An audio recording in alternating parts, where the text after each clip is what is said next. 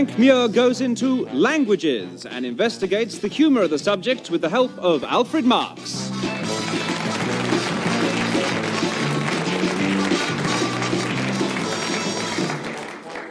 An Englishman was back from a trip to France where he'd been learning the language, and he said to a friend, "It's such a hospitable place too, you know. I mean, where else but Paris can you meet a man, a complete stranger, who'll buy you a meal, take you back to his flat, offer you his own bed to sleep in, and provide you with breakfast in the morning?"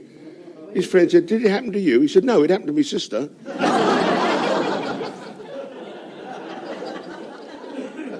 In a theatre one evening, there was a terrible commotion in the front stalls. A couple came to take their seats after the interval and found a man sprawled right across them. And he was speaking rather strangely. He was saying. They asked him to leave, but he didn't seem to understand them, so they called the usherette. And she asked him to leave, and all the man kept saying was... So the usherette called over the front of the house manager, who said, "Foreign, is he? Right. Oh, never mind, I'll speak to him. I've got a few foreign languages." And he went across to the man, who was still saying, and he enunciated very, very clearly. He said, "Where do you come from?" And the man said, "The front row of the balcony."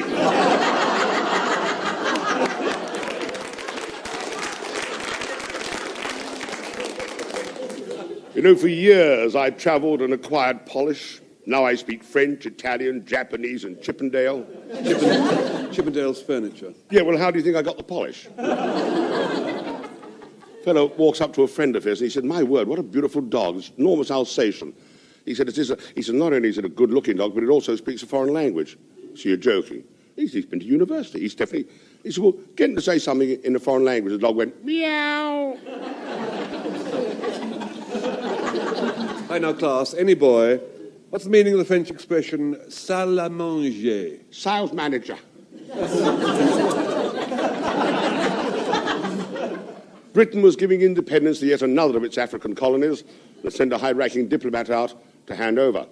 And he got up on this platform in the crowd, addressing all these natives who were there with spears and shields. And he said, "When we hand over independence to you, the British government, mindful of its duty, will still support you." And all the warriors lifted their shields and spears and said, "Umbala!" And he looked very pleased with himself. He said, "Thank you. Now, after independence, we should, of course, look after your health service and your children's education." They all shouted, "Umbala!" Said, "Thank you very much. And we should continue to trade with you and ensure that your progress will be monitored and you will enter into the world as a forthcoming nation." And they all went, "Umbala!" And the chief said to the diplomat, "Very good speech, sir. Now you come and visit the temple of the sacred bull, but mind you don't step in the Umbala."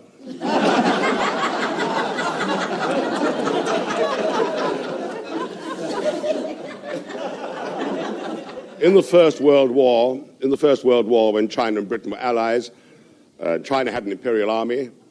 A British general was talking to a Chinese general, and the Chinese general said, "Sir, we Chinese find it very hard to understand why it is that the British always win the important battle. Always when they lose a little one, but always win the important battle." And the British said, "Well, it's very simple, really. In the British Army, it's a great tradition. Before we go into battle, we all get on the parade square, and the padre comes along, and we all kneel, and we pray to God." He said, "Oh, the Chinese Imperial Army, just the same. Before a big battle, all the Chinese troops go on the square, we're all on our knee, and the priests come, and we all pray to God." Yes, he said, "But it's not everyone who can understand Chinese, is it?" Great emphasis is placed in our schools on the learning of foreign languages, and this is as it should be. Communication is the beginning of understanding, and as world travel becomes easier and faster, it's increasingly important that everyone should be able to communicate wherever he or she ends up. But a knowledge of foreign languages doesn't necessarily bring judgment with it. Ambrose Bierce. Linguist, a person more learned in the language of others than wise in his own. Sheer fluency in foreign tongues can go to people's heads. Lewis Carroll. "I said it in Hebrew, I said it in Dutch, I said it in German and Greek. But I wholly forget, and it vexes me much, that English is what you speak. Linguistic ignorance can be an advantage under certain circumstances. Sir Edward Appleton. I do not mind what language an opera is sung in, as long as it's a language I don't understand. Mind you, being a polyglot can be useful too. A remark attributed to the Holy Roman Emperor Charles V. I speak Spanish to God, Italian to women, French to men, and German to my horses. One of the simplest ways of acquiring linguistic skills is to follow a course of instructional programs on radio or television. And now, intermediate French for beginners. Je suis ici à la maison de Monsieur et Madame Dubois. I am here at the house of Mr. and Mrs. Wood. Madame Dubois fait la ménage dans la cuisine. Mrs. Wood is washing up in the kitchen.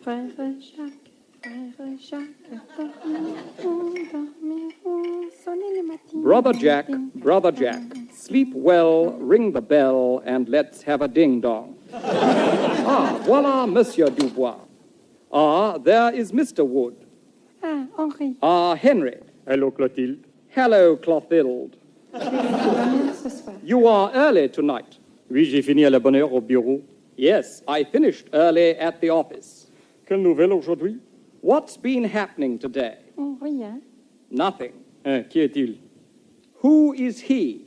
Qui? Who? Cet imbécile au coin avec un micro. That imbecile in the corner with a microphone.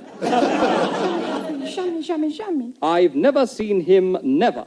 Tu crois que je suis un idiot? Je suis venu à la bonne heure du bureau et je te trouve avec ton amant au coin avec un micro. Salaud. You think I'm an idiot. I come back early from the office and I find your lover in the corner with a microphone. Salaud. Ah, Henri, pas ton revolver, non. Ah, Henry, not your revolver, no. Oh, mon Dieu, il est mort. Oui, il est mort. Un mot, mon chéri. He is dead. Michael Bentine. French is still the first foreign language for pupils in most of our schools, which makes good sense, because the French and the British have been happily misunderstanding each other for centuries. But French isn't a language which appeals to everyone. A short extract from Charles Dickens' Nicholas Nickleby. What's the water in French, sir? Low, replied Nicholas. Ah, said Mr. Lillywick, shaking his head mournfully.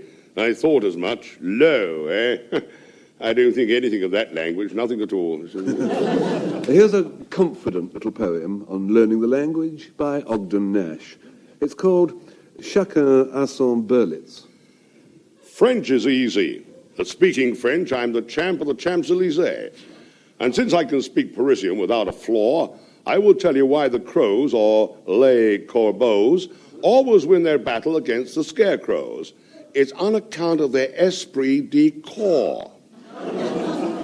Ever since the first attempt was made to interpret between English and French, mistakes have been made in translation between the two languages. So we'll hear now some classic schoolboy howlers. French expressions and what they should, but unfortunately don't, mean in English. First, hors d'oeuvre. Horse's egg. Entente cordiale. Auntie's black currant. A translation into French of Shakespeare's immortal line, "Tell me, where is fancy bred?" Dites-moi, où est la pâtisserie?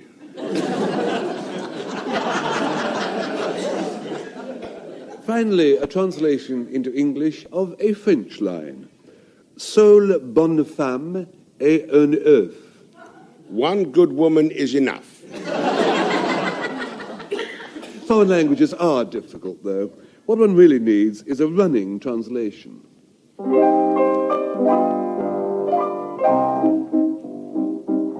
Mon ami François, My friend Francis est un garçon comique. is a funny chap. Il est toujours sur la bouteille. He is always on the bottle, Comme un poisson, il boit. like a fish he drinks. Sortiront sur les truies les peignons Let us go out on the tiles and paint the town red. C'est mon ami François. Mon ami François. My friend Francis Est un morceau d'une carte. is a bit of a card. Mon ami François. My friend Francis Est un bon pour rien. is a good for nothing. Nous allons au cochon. We went to the pig Et sifflait. and whistled, Et il pleuvait. and it was raining. Des chats et des chiens. Cats Mon ami François est plutôt un ricanement. is rather a giggle. Mon ami François My friend Francis éclata en chant. burst into song. On lui demanda They asked him poliment politely de mettre une to put a chaussette là-dedans. sock in it. Gardez votre chemise sûre, dit-il. Keep your shirt on, said he. Puis un grand bond de droit. Then a right hook. Et ça vraiment renversa la charrette de pommes. And that really upset the apple cart. Mon ami François, il a mis son grand pied là-dedans encore une fois. He has put his great foot in it again. Sacré ami François. Sacred friend Francis. Oui.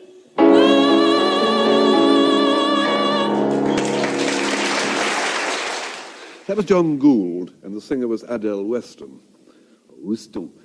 As well as teaching their pupils French, which might conceivably at some point be useful, schools are still pretty keen on cramming youthful heads full of dead languages. It is a pity that languages die, according to Dr. Johnson. I'm always sorry when any language is lost, because languages are the pedigree of nations. But some people think that the decent thing to do when a language is dead is to let it rest in peace, not have its remains disinterred and raked over by grubby schoolboys. Heinrich Heine. If the Romans had been obliged to learn Latin, they would never have found time to conquer the world. Edward Gibbon did find one use for dead languages when writing his Decline and Fall of the Roman Empire. My English text is chaste, and all licentious passages are left in the decent obscurity of a learned language. Hence perhaps the expression, the Greeks have a word for it. But finding the occasional dirty bit is small compensation for the enormous slog of learning Latin and Greek, though there used to be sound economic motives for knowing a bit of Greek. Here's the opinion of the 19th century Oxford Don, the Reverend Thomas Gaisford. The study of Greek literature not only elevates above the vulgar herd, but leads not infrequently to positions of considerable emolument. Good point of view. That was in a sermon, too. This was Dr. Johnson's view. Greek, sir, is like lace. Every man gets as much of it as he can. And George Bernard Shaw. Greek scholars are privileged men. Few of them know Greek, and most of them know nothing else. Lord Byron didn't have much time for the splendours of ancient Greek civilization. This is supposed to have been his reply when it was suggested he might like to look at some archaeological sites in Thrace. Do I look like one of those emasculated fogies? Let's have a swim. I detest antiquarian twaddle. And here's a more recent objection from a letter to the News Chronicle.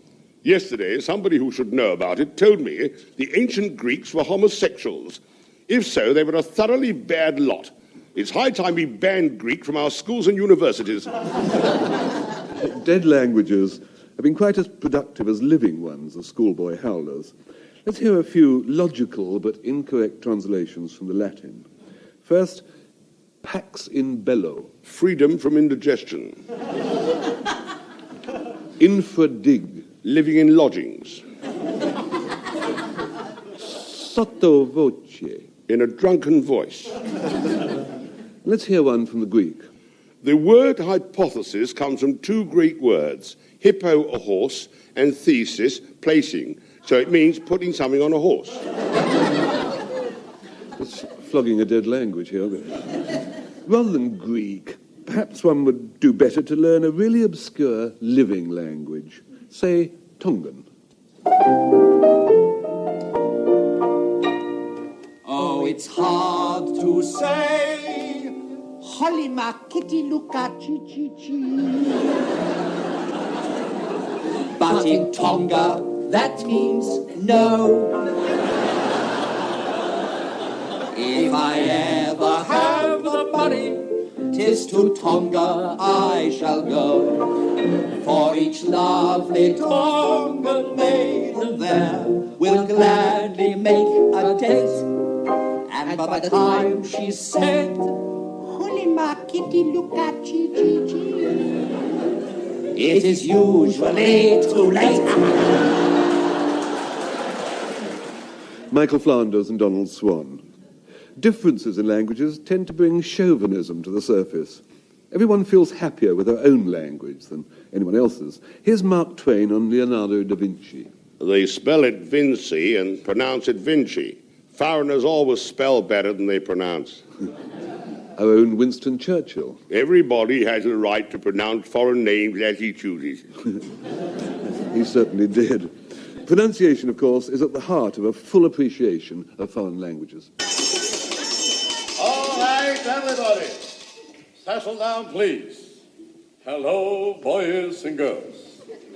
I am Professor Feinerman, and throughout this course, I will serve as instructor, consultant, translator, and notary public.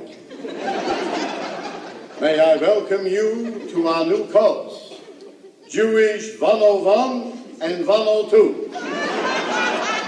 This is our crash program in how to become Jewish overnight. This overnight program will take 6 weeks. Now, students, please open your textbooks to lesson number 1. You'll find it on the last page. Now, lesson number 1. Yiddish for all occasions. Key words. Now, here is a word that can be used any time for any situation. The word is oy vey. You there, young man. Let's begin with you. Repeat after me. Oy vey. Yes, now let me see how I would pronounce that word. Oy vey. Oy vey. Lou Jacoby and Bob McFadden. But foreign languages do often sound most odd to the English ear. An observation from Paul Jennings. It's difficult to decide whether translators are heroes or fools. They must surely know that the Afrikaans for Hamlet, I am thy father's ghost, sounds something like omelette, ek is your papa's book. I don't know whether we are always as sympathetic as we should be to the plight of foreigners in our country. Here's a court report from the Nottingham Evening Post. When a Latvian worker was summoned at Mansfield today for using bad language, he asked for an interpreter because he said he knew little English. Because language is so much a part of national identity, it can be used politically. Often in history, an occupying government has tried to suppress the native literature of the people they've defeated. And the sanction need not always be as extreme as that. A report from a wartime Reynolds News. At the wish of the King, Princess Elizabeth is to cut down the time spent on learning German. Arrangements have been made for her to begin lessons in Spanish. Mind you, there are arguments other than political ones against the study of German. Thomas Love Peacock. Life is too short to learn German. I don't think Germans find learning English much easier. I have here some letters written in answer to holiday inquiries, which we wrote to the Dolomites, and we received some replies in English from Tyrolean landlords.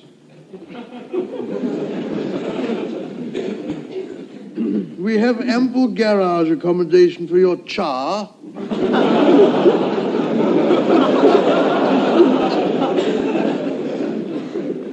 In the close village, you can buy jolly memorials for when you pass away. I send you my prizes. If I am dear to you and your mistress, she might perhaps be reduced.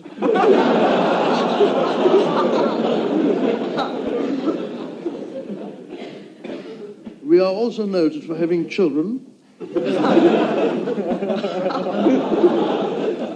Dear madam, this was to my wife.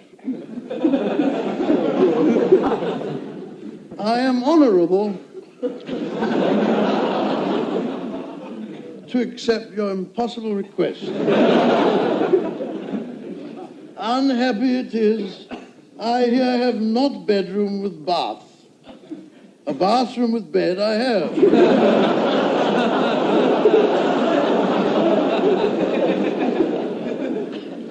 I can, though, give you a washing. With pleasure.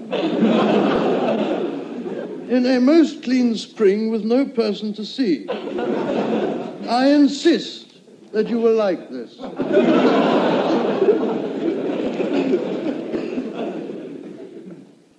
I am amazing diverted by your entreaty for a room. I can offer you a commodious chamber.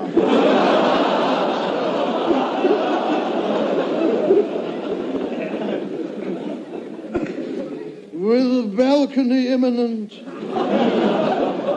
to the romantic gorge, and I hope you want to drop in.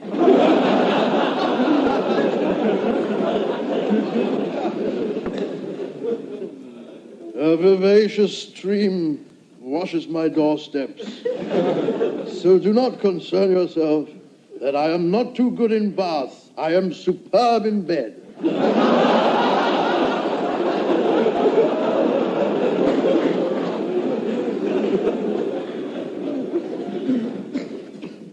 Sorrowfully, I cannot abide your auto.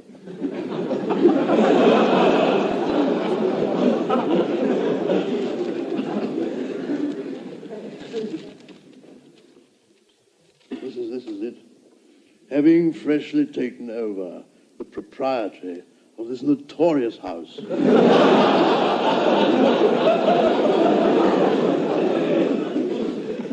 I am wishful that you remove to me your esteemed costume. Standing among savage scenery, the hotel offers stupendous revelation. There is a French widow in every bedroom.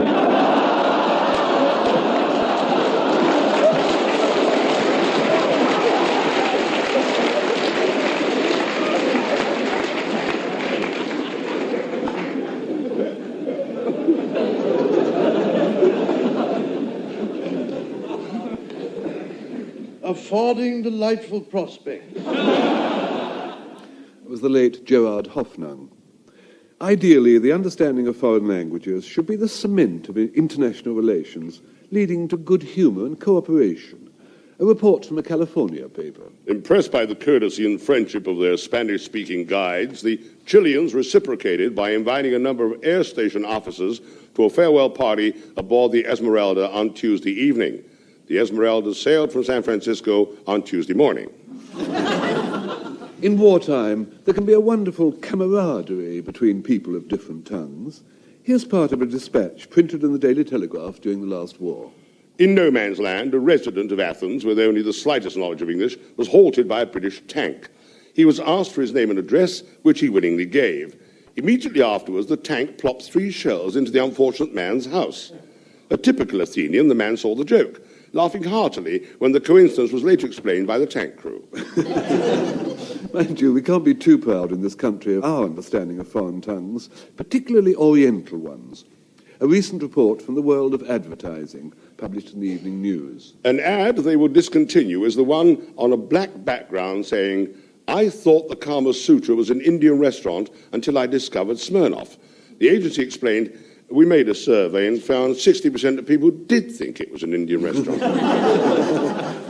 Linguistic misunderstanding can have unexpected political dividends.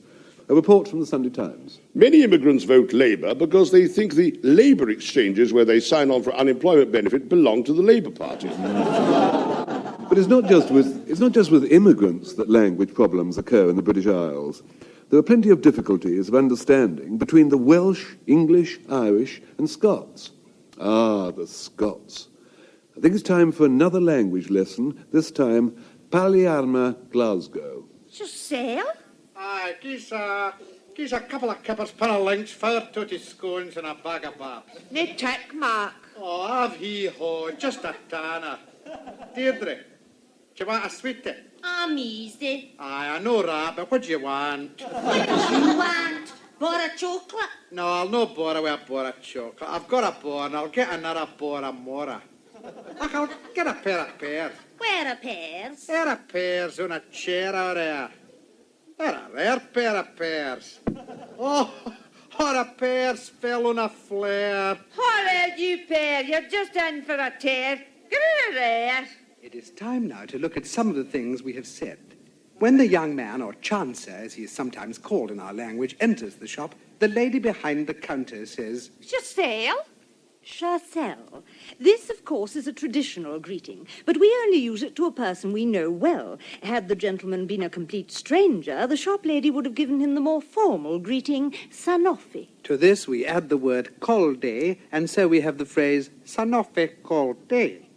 In reply to this greeting, the young man would no doubt comment on the frustrating effect of low temperatures on brass monkeys. But I digress.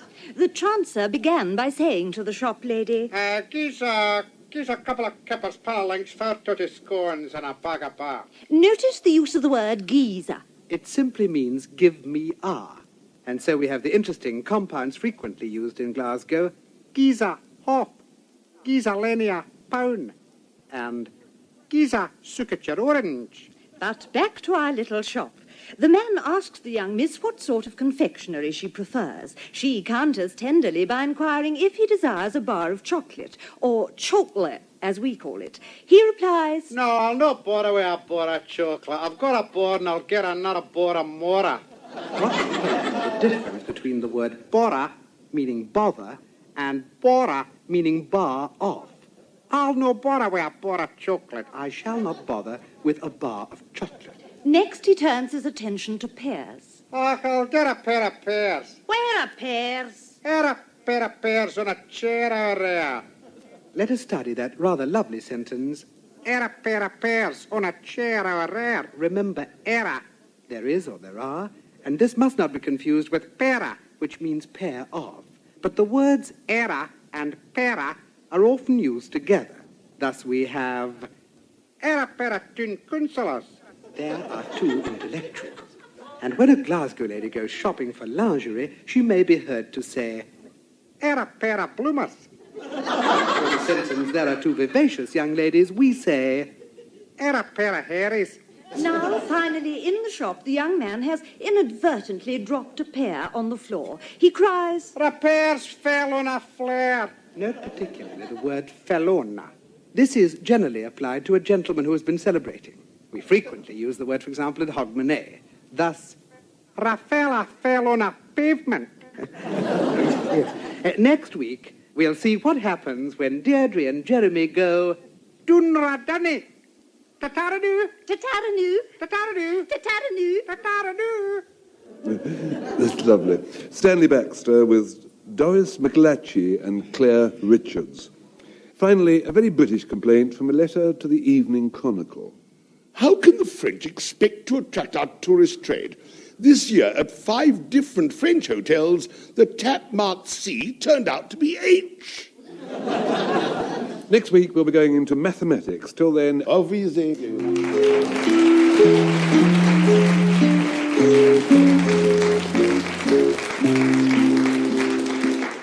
Frank Muir Goes Into Language was written by Frank Muir and Simon Brett and produced by Geoffrey Perkins.